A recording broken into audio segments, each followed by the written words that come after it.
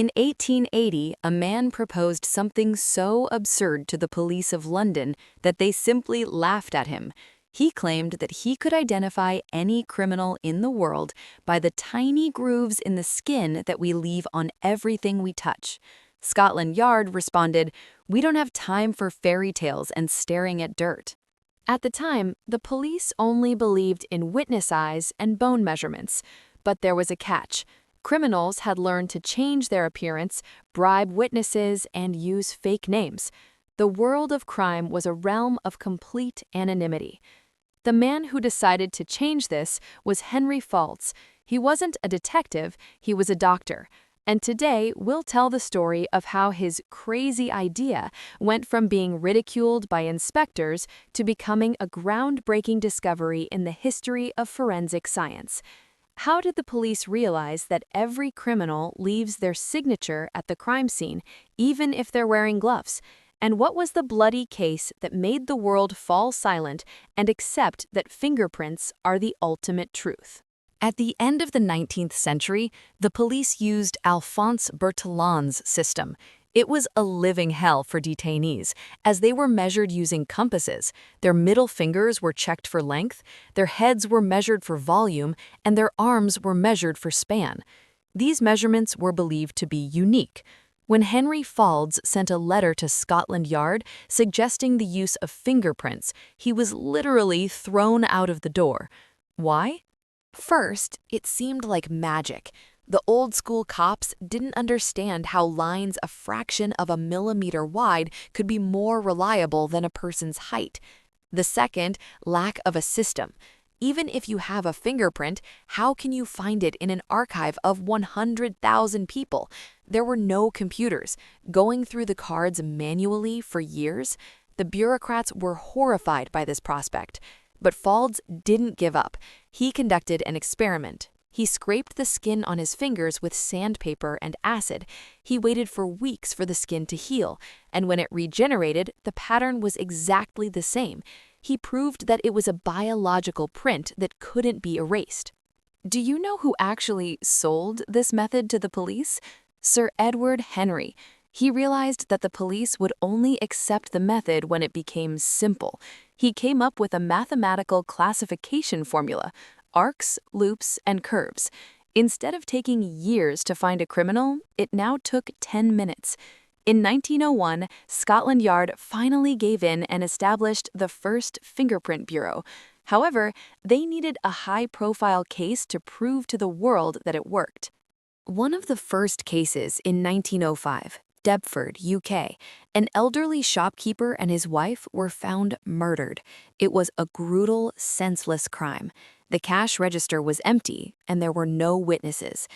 But on an empty metal cash box, the inspector found a tiny, greasy smudge. It was a thumbprint.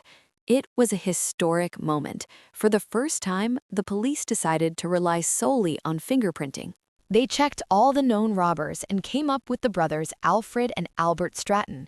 The brothers had no alibi, but no direct evidence either. In court, the lawyers laughed at the prosecutor. "You want to hang a man for a stain on a box? Are you serious?" The jury deliberated for 3 hours. They had never seen such evidence before. But when the experts showed them a magnified image of Alfred's print and the print on the box, the 11-point match was so clear that there was no doubt. The brothers were sentenced to death. It was the first murder case in British history to be solved using fingerprints. From that day on, the anonymity of criminals was gone forever. Do you think fingerprints only helped catch murderers? What about the most famous theft in history?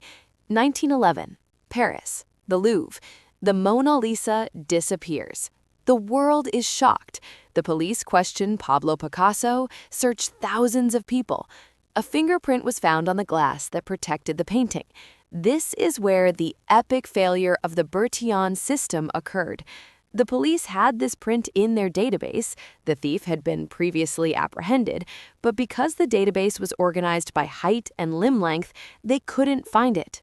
Vincenzo Peruggia lived peacefully with the painting under his bed for 2 years. Shortly before the incident, a young Italian named Vincenzo Perugia had taken a seasonal job at the museum. As a glazier, he had created a protective screen for the great Da Vinci painting. On a Monday, when the Louvre was empty, he entered the museum, removed the painting from the wall, took it down the side staircase, removed it from its frame, wrapped it in a jacket, and calmly left the museum. It wasn't until the police fully adopted Edward Henry's fingerprint classification system that they were able to locate it. This case proved that it's not just the evidence itself that matters, but also how we store it. A fingerprint became a digital code even before the advent of digital technology. But let's move to a reality closer to us. In the 1980s, Richard Ramirez, the Night Stalker, was active in Los Angeles. He was a ghost, entering homes, killing, and disappearing. The entire city lived in terror. The police were powerless until they found a stolen car. On the rearview mirror, there was a single, clear fingerprint. Thanks to the then-new computerized identification system, Ramirez's identity was established within hours. His photo was shown on TV, and an angry mob identified him on the street and almost tore him to pieces before the police arrived. But what if I told you that there are perfect criminals from birth? There are only a few families in the world whose fingertips are as smooth as polished marble. They don't have a single line, not a single curl. This rare genetic condition is called adermatoglyphia, but scientists have dubbed it the immigration delay disease. One day, a young woman from Switzerland was trying to cross the U.S. border. The customs officer kept putting her fingers through the scanner, but the computer kept giving him a blank sheet. The officer became suspicious, as this was a common occurrence with criminals who had intentionally burned their skin with acid or cut it with blades. The woman was detained for questioning as a potential terrorist or spy.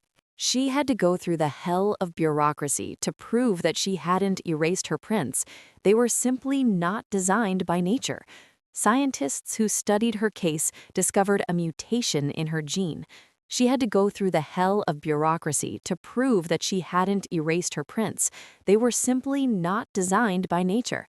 Scientists who studied her case discovered a mutation in her gene. Think about how many times you've used your finger today to unlock your phone, sign a document, or pay for your purchases. You're using technology that was created by a doctor in Japan, a clerk in Argentina, and a group of mad scientists who refused to believe that two people could be the same. The Will West case in 1903 proved that our faces are just masks. They change with age, they can be faked, and they can be deceived.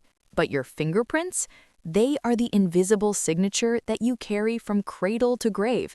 They are the only part of you that remains constant in an ever-changing world.